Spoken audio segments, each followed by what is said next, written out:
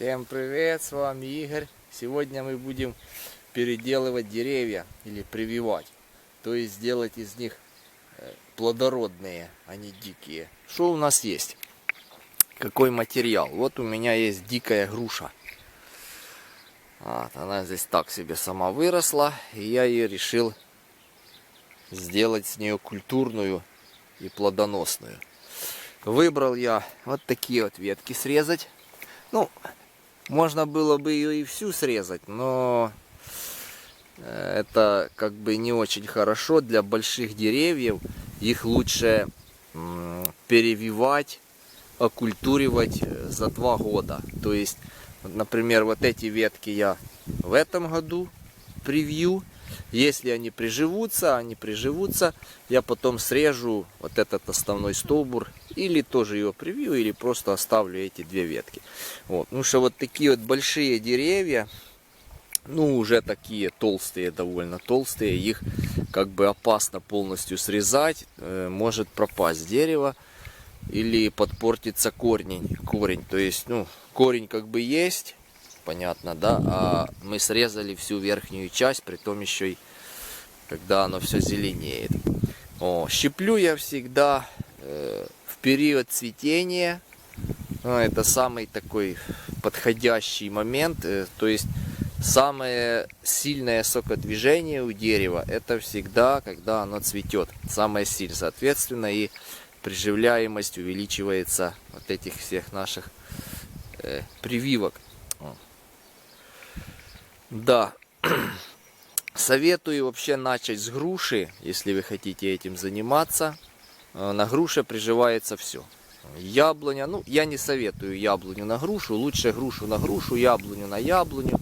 Но в принципе, если есть груши просто, то можно. Вот. На груше приживляемость это 90-95% всех прививок. Ну то есть очень хорошо. Поэтому, если думаете начать этим заниматься, начните с груши, тренируйтесь, так сказать, чтобы не разочароваться. Абрикосы, сливы, они там сложнее как бы приживаются, поэтому, чтобы не было у вас разочарований, то лучше начните с груши получится точно, а потом уже можно будет перейти на более сложные деревья.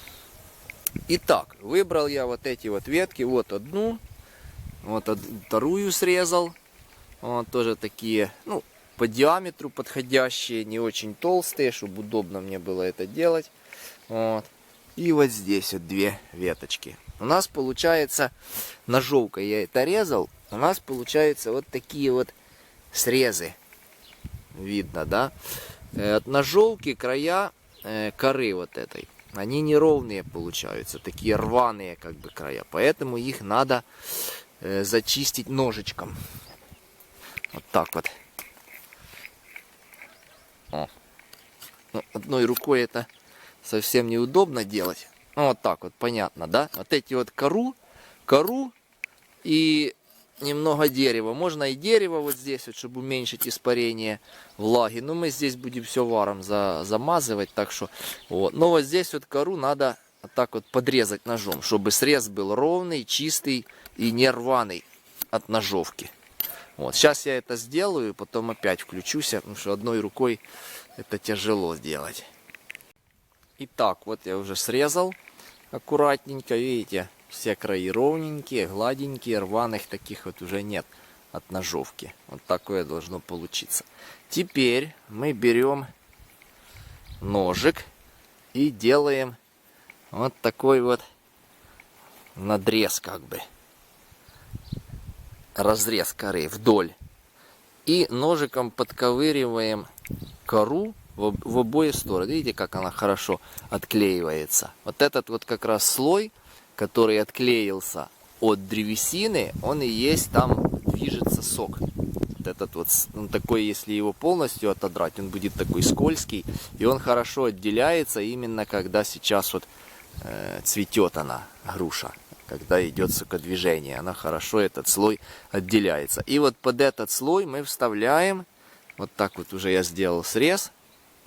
Ну, одну, можно 2 почки.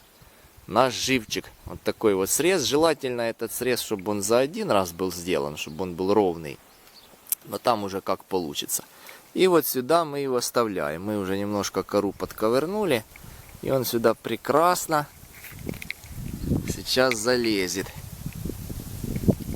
Вот, видите, как он сюда лезет. Вот как раз по самый наш срез, чтобы срез запрятался весь полностью. О! Вот. Весь смысл в том, чтобы живчик наш, то, что мы прививаем сюда, он был спящий. Вот видите, я тут уже навтыкал. Вот. Почки, они еще спят. То есть сами живцы, то, что мы прививаем, их надо заготавливать раньше. Можно осенью, можно ранней весной, когда еще дерево спит, и оно тут ничего не... почки, когда еще не разбились. И за счет этого, что мы на уже распустившееся дерево с сокодвижением хорошим прививаем спящие почки, которые еще не распустились, оно за счет этого и приживается. То есть, пока эти вот почки разобьются, пойдут листики, здесь уже образуется сращивание, должно образоваться, и оно уже начнет расти, поэтому оно приживется. Если взять сразу, срезать с дерева вот такой вот живчик и прицепить, то с листиками, то он просто высохнет.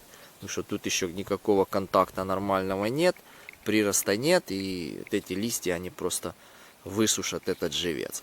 Вот так вот. Сюда я еще один прицеплю с другой стороны. Вот отсюда живчик. Потом включусь. Так, повставлял я уже свои живчики. Вот как оно получилось. Тут ничего сложного нет. Абсолютно ничего сложного. И заматываем скотчем. Что я скотчем заматываю?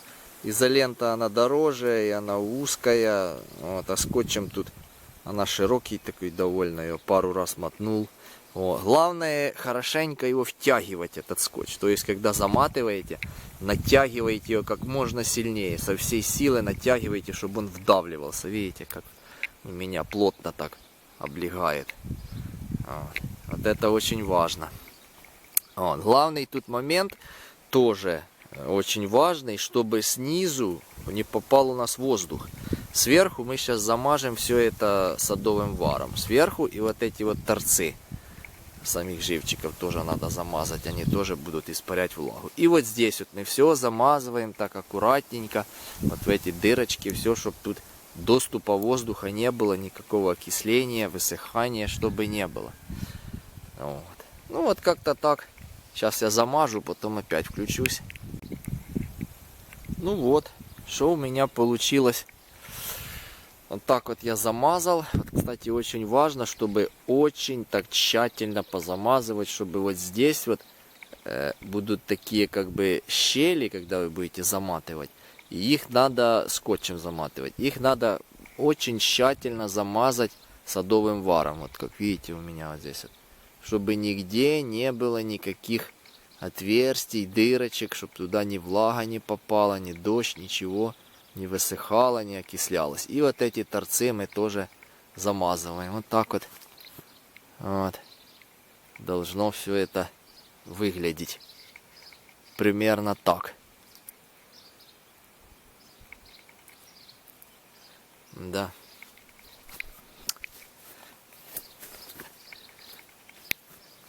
Вот. Итак, еще раз ключевые моменты вот этого всего этого дела.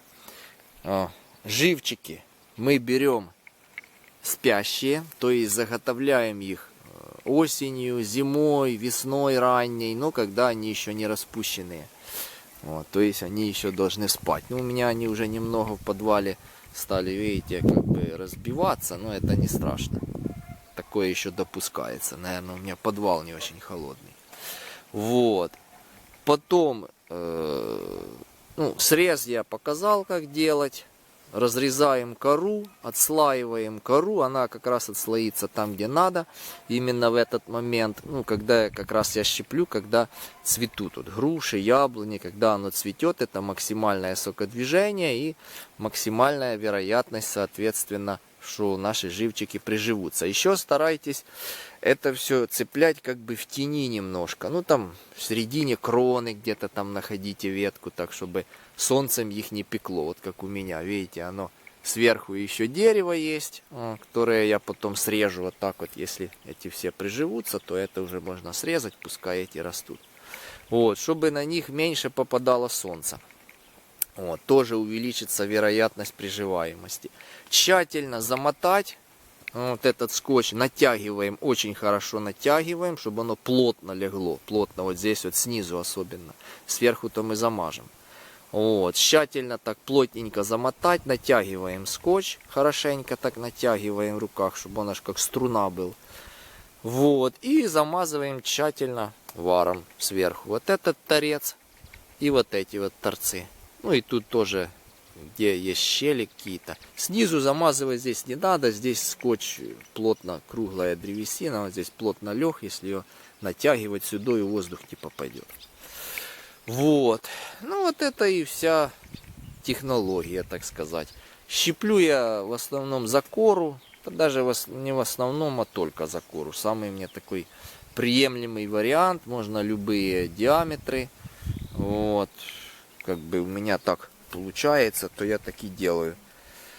Вот, как-то так. Ну ладненько, пойду я другие деревья цеплять. Вот, на этом видео это завершу. Ну и по прошествии там какого-то времени, месяца или там нескольких недель мы будем смотреть, что оно здесь будет приживаться, как оно будет разбиваться.